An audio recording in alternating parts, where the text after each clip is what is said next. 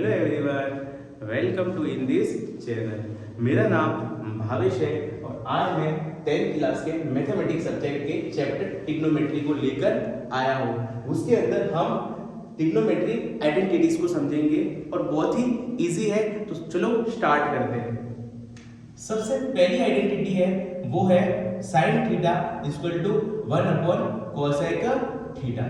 वैसे second identity है वो है cos theta equal to 1 sec theta.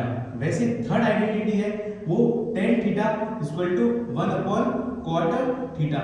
Generally trigonometry जो रेशियो है sin theta cos theta tan theta, ये इसमें जो sin थीटा है वो किसका अपोजिट होता है? cos थीटा का, तो उससे ये आइडेंटिटी बन गई। वैसे cos थीटा tan थीटा का अपोजिट होता है तो उसकी आइडेंटिटी में बन गई। वैसे tan थीटा cot थीटा का अपोजिट होता है तो उसकी ये आइडेंटिटी बन गई। तो ये तो इजी है। इसके अदरवाइज tan थीटा और cot थीटा की कुछ दो अदर आइडेंटिटी भी है, वो भी हम देखते हैं। तो पहली इसमें है tan theta equal to sin theta upon cos theta. वैसे पांचवी आइडेंटिटी है cot theta equal to cos theta upon sin theta.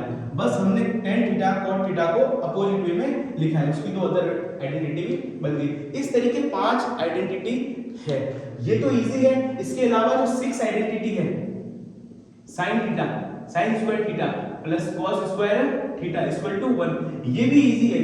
But बची हुई दो आइडेंटिटी है वो बच्चों को थोड़ी हार्ड लगती है, तो उनका भी एक सॉल्यूशन है।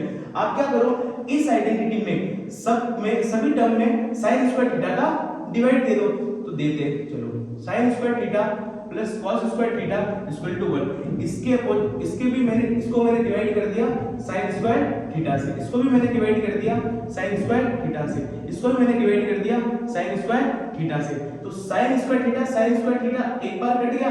वैसे cos theta upon sin theta क्या होता है?